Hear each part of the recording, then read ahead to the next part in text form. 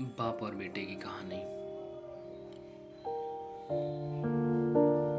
आनंद, जिसका नाम आनंद था, एक कॉलेज में पढ़ता था। उसने एक डीलर से शुरू में एक सुंदर स्पोर्ट कार देखी थी।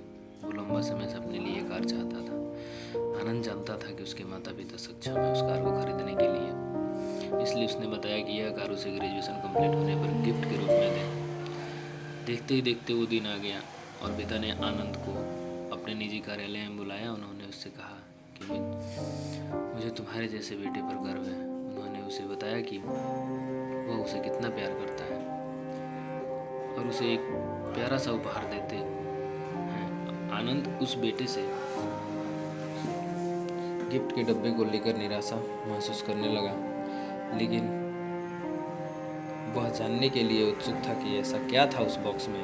इसलिए उसे बॉक्स तुरंत खोला और उसमें एक लाल कपड़े में लिपटा भागवत गीता देखी और वो गुस्सा गया। कहा, आप इतने अमीर हैं और आप मुझे केवल एक गीता दे रहे हैं। काफ़ी गुस्से में अपने पिता पर वो चिल्लाया और अपनी नाराज़गी से गुस्से बस होकर आनंद वानन में घर छोड़ दिया। काफ़ी साल बीत गए। आनंद एक सफल व्यापारी बन गया था। अपने परिवार में खुश था। उसकी शादी हो चुकी थी और उसके 2 बच्चे भी थे। उसका परिवार एक सुंदर घर में रहता था, लेकिन उसके पिता के साथ टूटे रिश्ते के कारण उसकी आत्मा अभी भी आहत थी। आनंद अपने पिता का घर छोड़ने के बाद कभी उनसे नहीं मिला था।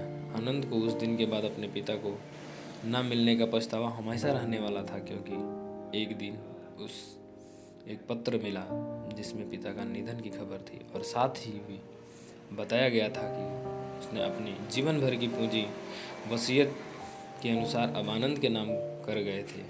अपने पिता की सारी संपत्ति विरासत में मिली तब आनंद अपने पिता के घर पहुंचा और कुछ महत्वपूर्ण कागज की तलाश करने लगा और गलती से उसे वही भागवत गीता का उपहार लिपटा हुआ मिला, जिसे देख उसे फिर से उदासी का एहसास हुआ। उस गीता को उसने अच्छे से देखा तो उस पर अपने पिता के हैंडराइटिंग में कुछ लिखा पाया। उस पर लिखा था, मैं खुद को बेचकर भी हर सपना पूरा करूंगा तेरा, बस तू सपने जरा बड़ा देखना। जी बोल रहा बाप नहीं, जिंदगी का सबसे पहला दोस्त तेरा। ये कविता पढ़ी ही थी कि अचानक उस किताब से एक चाबी गिरी। उस पर लगे